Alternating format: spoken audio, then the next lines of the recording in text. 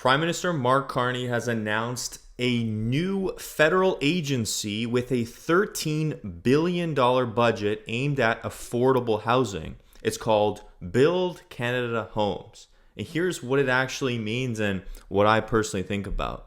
So what exactly is being promised? They say this isn't just another grant program. The federal government says it's creating a new agency whose job is to get affordable homes built at scale. They're starting with a $13 billion budget to kick things off. They plan to use federal land, which is land that the government already owns, to lower costs. They're also talking about faster approvals, factory-built homes and modular homes, and partnering with provinces, municipalities, and indigenous communities. The first big step, 4,000 factory-built homes on federal land in 6 cities: Dartmouth, Longueuil, Ottawa, Toronto, Winnipeg, and Edmonton. Beyond that, they've identified 88 federal properties that could be turned into housing over time. There's also a rental protection fund to stop affordable rentals from being sold off and flipped. And some of the money is going towards transitional and supportive housing for people who are homeless or at risk.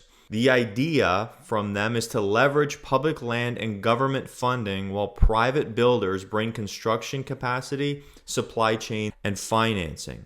Does this sound promising to you at all? Let me know. So there are some big questions. First of all, affordable housing is usually defined as costing no more than 30% of household income.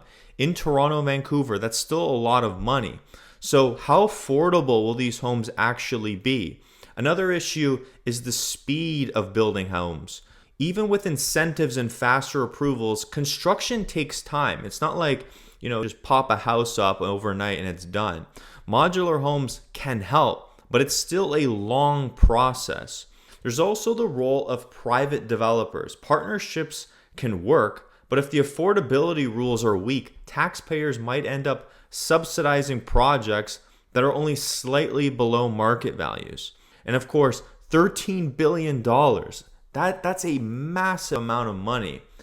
And that's all taxpayer money, okay?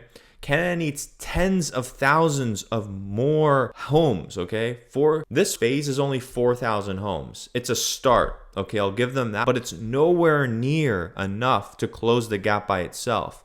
And we don't actually know if they're going to be able to execute on this properly. So here's my personal opinion on this. While I'm encouraged to seeing them try to do something and finally taking on more of a hands-on role, instead of just offering tax credits or one-off programs, using this public land is smart. Let's see what they actually do with it. But in terms of the modular construction, I don't necessarily agree with the fact that they're going to be using a possible Brookfield company, right? And the real test will be execution. Will these homes actually be affordable? Or will these just be subsidized rental housing, right? The whole thing is people want to own a home. They don't want to rent a home from the government.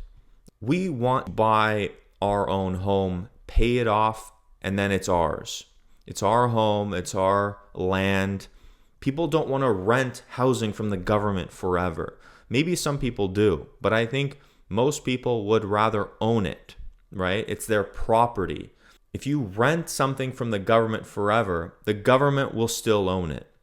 It's not yours. And so I think people need to remember this, and we need to see what happens. And as someone who works in real estate, I see how urgent this is. We do need more affordable housing, but we also need bold action to increase supply, right? Let's see if they actually can do something here. I don't have a lot of faith in them to actually do this because usually when the government gets involved into something, they tend to not execute properly and manage properly, right? Why don't they let the people who actually know what they're doing, let them do it and just lower the costs and the red tape and the soft costs, allow them to come in and build themselves instead of trying to get their hands in it, hire more public workers to manage this. I just don't have a lot of faith that this is going to work, right? At least they are trying. I'm going to give them that. But again, is this going to be rental homes or homes to purchase? That's the key question here. And I'll be monitoring this and I'll let you know what happens. So I don't have a lot of hope and optimism about Build Canada Homes. In fact, it seems to be another program by the government to allow more people to just rely on the government for housing, which is the biggest expense in your entire life. Rent, mortgage, these are the biggest expenses that people have throughout their entire lives. And if you are renting from the government for your whole life and you never own a property, you will have nothing to show for it in 30, 40 years from now. And you will continue to rent from the government 30, 40 years from now. So I am not a huge fan of this program so far. I'm happy they're trying these things, and who knows, I might be proven wrong. Maybe they do execute and they do very well. I don't think they will, but let's see what happens. Let's give it some time and see what happens. Of course, we can be critical and analyze everything, and then we can report on the facts. Maybe this does help. We'll see. I don't think it will, because this will probably not make a difference. They'll probably just spend a lot of our tax-paying money. Nothing will get done. They're gonna hire probably a lot more people to try and manage this. It won't be done properly, but let's see. Maybe I'll be proven wrong.